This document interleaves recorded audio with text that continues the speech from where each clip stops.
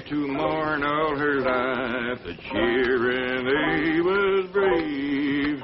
'Twas a dirty little coward that shot Mr. Howard, and they laid Jesse James in his grave.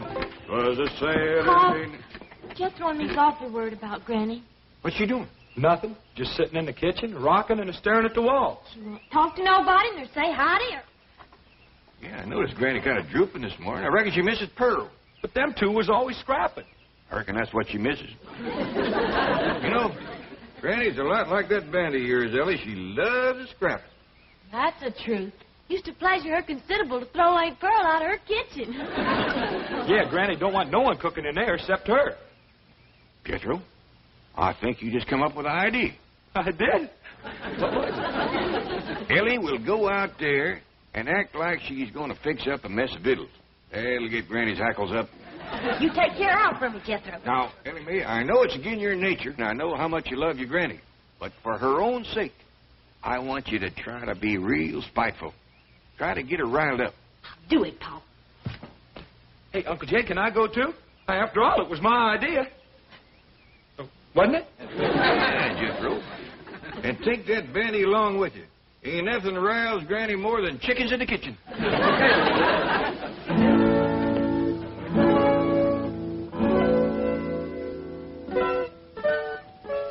Wait. I'm going to cook up a mess of victuals. That's what I'm going to do.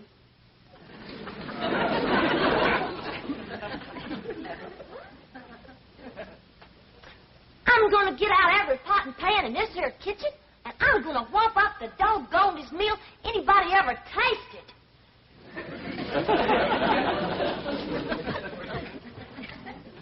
Hi, Ellie. What you fixing on doing? I'm going to cook up some victuals. Granny don't allow nobody to cook victuals in her kitchen. I don't care what Granny don't allow. I'm going to cook up some victuals anyhow. I'll help you. Here now, what are you young'uns up to? Oh, we's going to cook us some victuals. Why, you know Granny don't allow that in her kitchen. We don't care what Granny don't allow. We's going to cook us some victuals anyhow. Jethro, is that a chicken you're holding? Yes, sir. Well, you better get shed of it right away. No, I mean outside. Ain't nothing riles Granny more than chickens in her kitchen.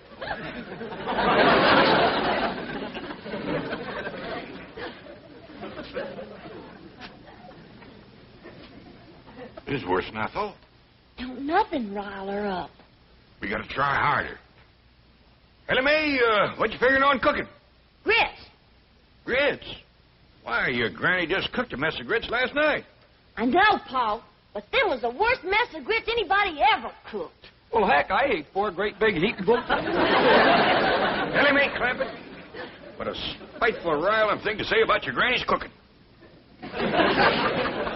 Child is right, kid. I can't do nothing no more. I ain't worth the powder to blow me up with. Granny, I didn't mean it. Paul made me say it. Them was the best grits ever. They sure was, Granny. Like I was going to tell you. I ate 4 great big bowls. But Uncle Jed, he wouldn't let me tell you. And he made me throw that chicken on you, too. I don't blame Jed for wanting to get rid of me. I'm just a useless old woman. I ain't good for nothing or nobody. My time has come. Now, Granny, hold on there. No, Jed. Just do me one favor. Send me back home. I don't want to die in this foreign country. Now, hush that kind of talk. Paul, you ain't gonna let Granny... Don't try to shield me from him, young'uns. Just make it quick and merciful, Jed. Poleaxe me. Well, I sure made a mess of that. Come on, maybe we can think of something if we go outside and put our 2 chicken brains together. Oh, come on, Uncle Jed.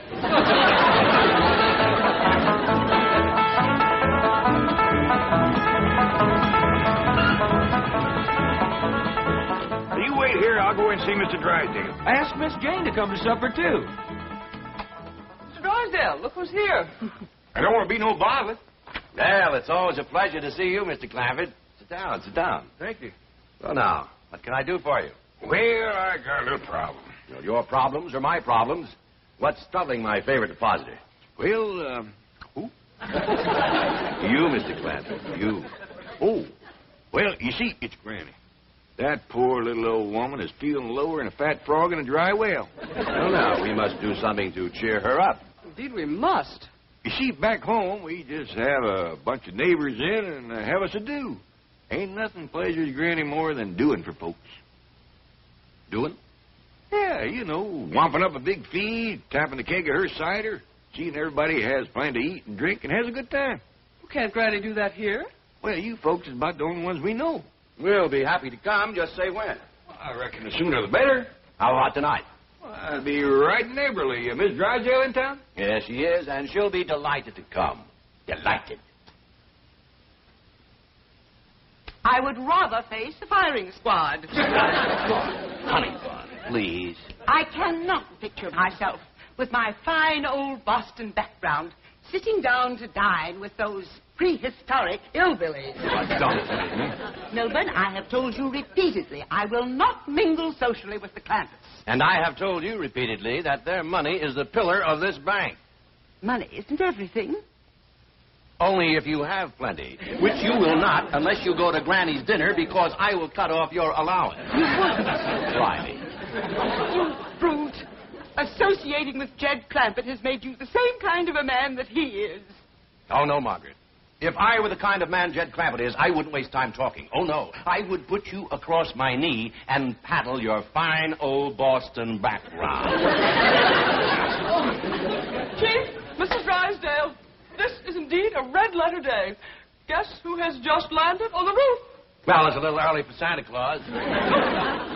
No, indeed. It's our distinguished chairman of the board, Mr. Martin Van Ransenhorst. What? Well, I thought he was on the World Cruise. No, he's anchored his yacht off Balboa and helicoptered in to see you. Mr. Van Ransenhorst. Marty Milburn, call me Marty. You know Mrs. Drysdale. Oh, yes, of course. Congratulations. Congratulations for what? Well, I think you should be the first to know I'm elevating your husband to the board of directors. Board of directors? Nice. Yes, well, he deserves it. Any man that can land the Clampett account is my kind of banker. And I want the two of you to celebrate with me having dinner on my yacht. Oh, thank you. We'd be delighted. I have a new French chef that's a genius. Every meal is an adventure. Sounds marvelous. But, darling, have you forgotten that we're dining with the Clampetts this evening? Oh, well, don't worry about that. I'll call it off. Oh, no, we won't. There's one man I want to meet, J.D. Clampett. Business genius. Financial wizard. Shrewd, calculating, incisive. Mr. Clampett? Who told you Mr. Clampett was that kind of a man? You did. I did? Yes, right after you landed the account. Oh, then, yes. Well, he's still the same kind of man, isn't he? Of course, certainly. He's crude. What was that? Shrewd. Thank you, Margaret. That's just the word I was looking for. Come on, dear. I'm sure you want to rush out and buy yourself a new wardrobe to celebrate your husband's promotion. I'm doubling your allowance. Children, now you see what trouble mingling with the lower classes can bring. What do you intend to do? Just what any decent, sensible man would do who has lied his way into trouble. I'm going to lie my way out. Oh, Mr. Van Ransenhorst. Marty. Oh, yes, Marty. Well, the Clampetts won't be able to have dinner with us on your yacht. Oh, why not? Well, it was foolish of me to forget this, but they're rather susceptible to seasickness, sort of a family characteristic. Well, that's ridiculous. They won't get seasick on my yacht. Compared to mine, the Vanderbilts have a rowboat. The whole dining saloon is as solid as this building. Just being near the ocean upsets them. Yeah, what a shame. I was going to fly the entire Lido Dupree show down from Las Vegas. Entire company, a little entertainment during dinner. What's a meal without some atmosphere, huh? Just one of those things. Now, I'll tell you what you do. Jane, charter me a jet, see? We'll fly everywhere to Hawaii, have a little luau, everywhere, moons or mama. The hula, you do the hula? It'll be a ball. I'm sorry, they're also subject to air sickness. You just can't have an ordinary dinner for a sophisticated man of the world like J.D. Clampett.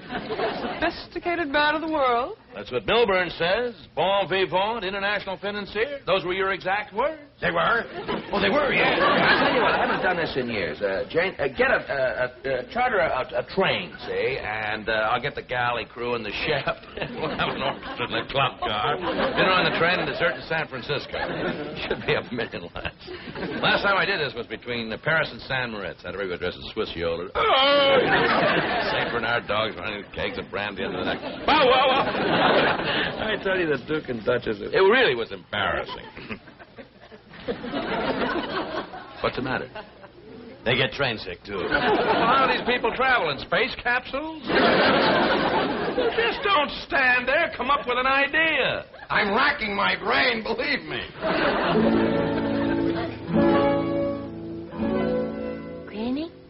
Granny, look-a here. I learned Earl a new trick. He's a dead rooster. Dog. Just put his bows in a pine box and send us home for burying. He ain't really dead. He's just playing. Look at this. See? He's alive. More than I can say for me. Elly, you best stop playing with that chicken. You got lots to do. What, Paul? Oh, cooking for company, that's what. We're having a big doing. Well, who's all coming? Well, Miss Hathaway, Mr. Drysdale, Miss Drysdale, I don't know who all. Well, what'll I cook? Well, the fanciest spread ever. Jethro's out right now getting some fresh victuals. I reckon you can start heating the water for the owl soup, and I'll go down to the cellar and fetch up some salted possum. Hold on, everybody. We's having a do, I'm going to do the doing. Now, you may get this chicken out of here. Nothing rouses me like chickens in my kitchen. And the rest of you scat, too. Ellie Mae, you set the table in the fancy eating room. Jed, you go cut me some fresh greens.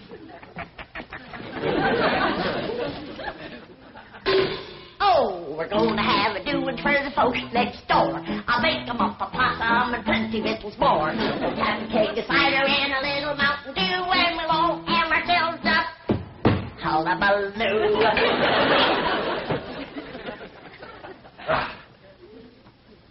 Look, there's a place out here called the Coliseum, isn't there? Yes, it's a stadium. Oh, good. We'll hire it for the night. Tell you what, we'll have a Roman bacchanal, see? All the guests will wear togas. They'll have laurel wreaths in their hair. Marty, yes? I don't think you can get the Coliseum on such short Well, I'll notice. tell you what, we'll get Grauman's Chinese. That's a theater. Rent the theater, you understand? Have all the guests dressed in kimonos, and we'll have dinner out in the forecourt. Oh, and by the way, Jane, get me some fresh cement. I'll bet you Jed Clampett never put his footprints in wet cement while eating fried shrimp. Well, tell you the truth. Oh, I know what you're going to say. That's the trouble with fellas like Clampett and me. We've been everywhere. We've done everything. There just are no new thrills. Yeah, that's probably why the Clampetts are such a secluded family. They never go out. Hey, by the way, you're going there for dinner tonight, aren't you? Well, yes, but... Jane, call them and ask if I could impose on their hospitality. I just got to meet the Clampett. No, don't call. Well, why not? Well, they don't like to talk on the telephone. Now, I'll go up there in person and speak to them on your behalf. Oh, good boy, good boy. Look, just in case, I better get a date for tonight. Get me Liz Taylor on the telephone. I believe she's in Europe. Judge Gabor. Paula Bridgerton married. Susan Hayward married. Jane Mansfield married. Jane Hathaway. Single. Who is she? Yours truly. Yeah, Shirley MacLaine married. Mr. Van Ranserhoff, I think I should tell you that I already have an invitation to the Clampetts for dinner tonight. We are very good friends. Very close. Really? Listen. Oh, would you mind turning around?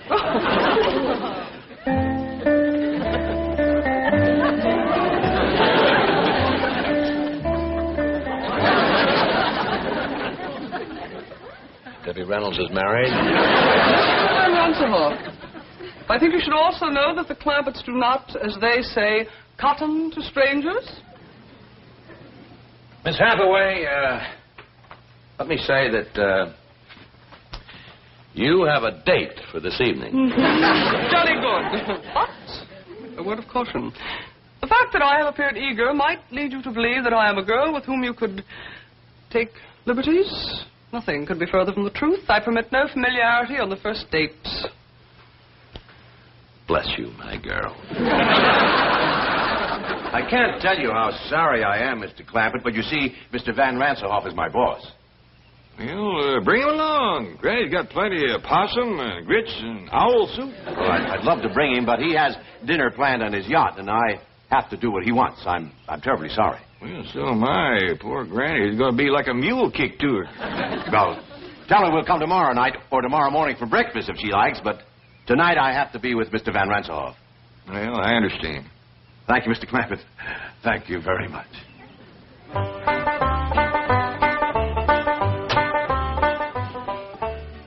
Better not bring these in to Granny just yet. When she hears the news, she's liable to commence flinging them. Give him a line, kid. Just heard the news. Simmer down, Granny. You can't catch Mr. Drysdale. He done gone. What do I want to catch him for? Coming back here tonight with Miss Jane and Mr. Ranselhoff. Is Mr. Ranselhoff coming here? Sure he is. Miss Jane just called to see if he got the invite. I said, shucks, he don't need no invite. Just bring him along. Hey, doggy. If Mr. Ranselhoff is coming, then they's all coming, because he's the boss. Oh, we're going to have a doing for the folks next door. Jane and Mr. Ranselhoff with that base floor. Take a cider and a little Mountain Dew, and we'll all have ourselves a hullabaloo.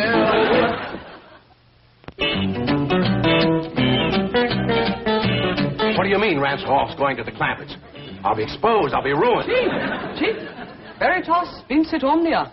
If that's the name of a poison, get me some. Means the truth conquers all. Tell Mr. Van Ranselhoff the truth. Admit that you deceived him. Do you know what happened to the last man who admitted that to Ranselhoff? He is now working at the bank at Moose Jaw, Alaska. He goes to work in a dog sled. I have an idea. I am Mr. Van Ranselhoff's date tonight. I'll tell him the truth. I'll pick a romantic moment and seal it with a kiss. Are you kidding? He has a bank north of Moose Jaw. Wait till you see the divine gown I purchased. It was designed especially for an evening on a yacht. We'll take it back and try to get something as good for a day on a dog sled.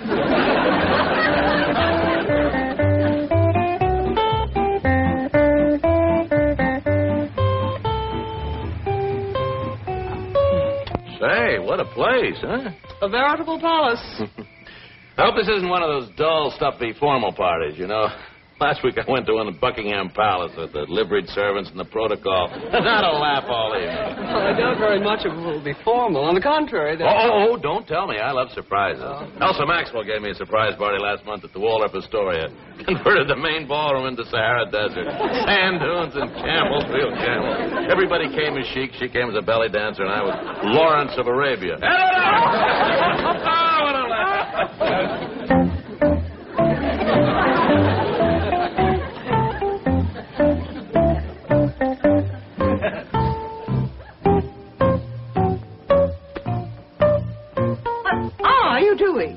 I'm packing for Moose Jaw, Alaska. Ranselhoff just arrived at the Clampetts. Surely you're exaggerating the situation. Margaret, one look at those hillbillies and I'm an Eskimo. Lady Clampett, may I present Mr. Martin von Ranselhoff? How do you do? Hey, they just call me Jed, and this here's Granny. Pleasure to know. How do you do? This is fabulous. No, this is Ellie. My daughter, Ellie Mae. Howdy there. Say, I got a rooster that plays dead. You want to see him? All right, May, let's wait till later to show off your critters. This fine young fella here is my nephew, Jethro. Howdy, Mr. Ranselhoff. He's my cousin Pearl's boy. We're right proud of Jethro. He's going to graduate from the 5th grade this year. Congratulations, young man. Well, thank you. Well, let's all go sit in the parlor while Granny pulls the bung on a keg of cider. Jane, this is marvelous, simply marvelous, and what a surprise. Who would think that a stuffy millionaire like Clampett would come up with a hillbilly party? The man is a genius, and those accents, they must have been practicing for weeks. Longer than that. Yes, when do they start the hoedown or the square dance or whatever they're going to do? Oh, excuse me, Mr. Ranselhoff. Marty. Well, come on, Marty. Once Granny pulls the bung on that cider, it evaporates awful fast. Look, we'd like to get in the spirit of the party. Do you got any more clothes like the one that you're wearing? Sure. Ellie Mae, Jethro. Take these folks upstairs and get us some party clothes. Sure.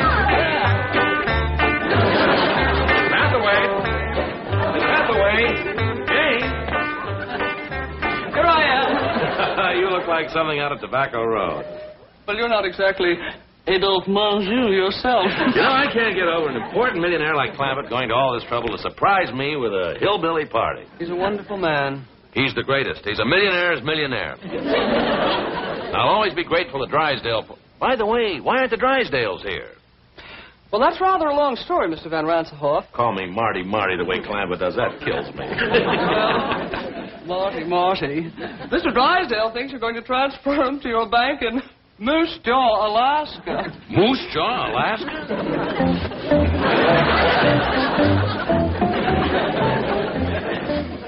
Milton, what are you doing? I'm trying to figure out if I can convert these into snowshoes. I've had enough of this ridiculous nonsense. Are we going to dinner or not? No, that depends. Mr. Van Ransenhoff spoke so highly of his French chef. I'm simply dying for a Chateaubriand. How would you feel about a nice big dish of flaming blubber? I hear square dance music. What does that mean? It probably means that Ranselhoff has left. He's on his way over here, and we're on our way to Moose Jaw.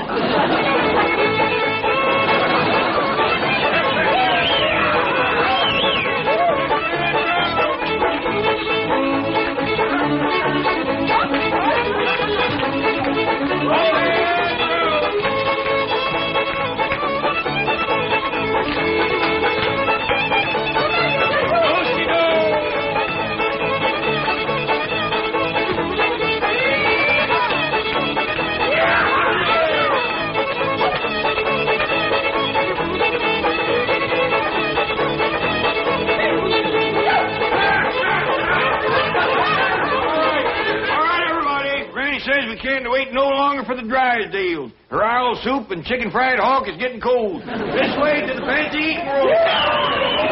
Owl soup and chicken fried hawk. What a sense of humor. Drysdale missing the party of the year. The Doocy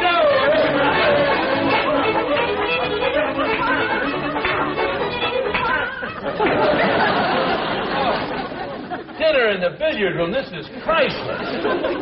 Now, before we all sit down, there's a couple things I better explain to you, Marty.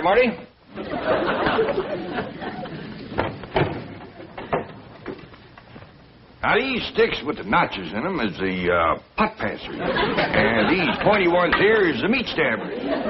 It's just dandy for stabbing stuffed crow. Wish Elsa Maxwell and Pearl Mesta could be here. Partial to stuffed crow, is they? Well, come on, sit down, everybody. First we'll have Grace, and after that, Ellie Mae will pass out the deviled buzzard eggs. He is just fine with baked possum.